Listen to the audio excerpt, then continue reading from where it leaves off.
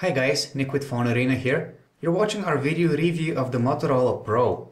What we have here is an Android smartphone aimed at business users that combines the convenience of a touchscreen with the flexibility of a full QWERTY keyboard. It comes with a single-core 1 GHz processor made by Texas Instruments. There's a 5 megapixel camera on its back with dual LED flash, and Android 2.2 Froyo comes out of the box. When we picked the smartphone for the first time, we noticed how heavy and solid it feels. We also see some premium materials here, like this chromed metal rim around its edges and the metal hardware buttons that it's equipped with. Its display, however, is not that impressive. For its size of 3.1 inches, it packs a decent resolution, namely 320 by 480 pixels, but its colors look quite yellowish and unpleasant. We also noticed that the capacitive Android keys are somewhat unresponsive, and as far as the hardware keyboard goes, it tries to emulate the one that you would find usually on a BlackBerry, but it's noticeably more narrow and keys are somewhat more cramped next to each other, and as a result typing it's not that convenient as it would be on a BlackBerry. The interface of the Motorola Pro looks quite bland and conservative, but since it lacks any fancy animations and transitions, navigation is really smooth and responsive.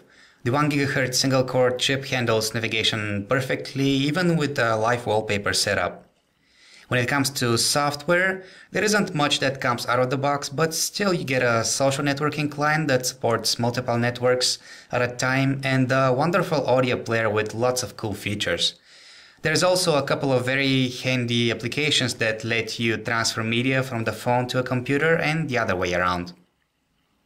When checking out the stock internet browser on the Motorola Pro, we noticed that it gets slightly laggy and unresponsive from time to time, especially if there's a lot of content rendered on the page. Pinch to zoom is a bit choppy as well, but alternatively you can use double tap to zoom in and out on web pages. Adobe Flash support comes out of the box and it seems to work pretty well.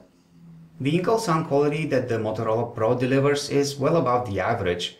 Actually, we could hear the other party loud and clear without any hint of distortion.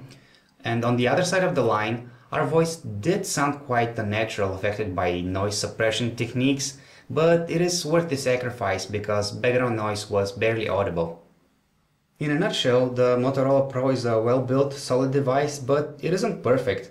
We liked its superior in-call sound quality, the way how it feels in the hand, and how smooth navigating about is. On the other hand, its hardware keyboard cannot compete with the ones BlackBerries come equipped with, and its internet browser doesn't seem to be snappy enough to meet the needs of business professionals. Perhaps you might want to check out the BlackBerry Bolt 9900 before rushing and getting the Motorola Pro.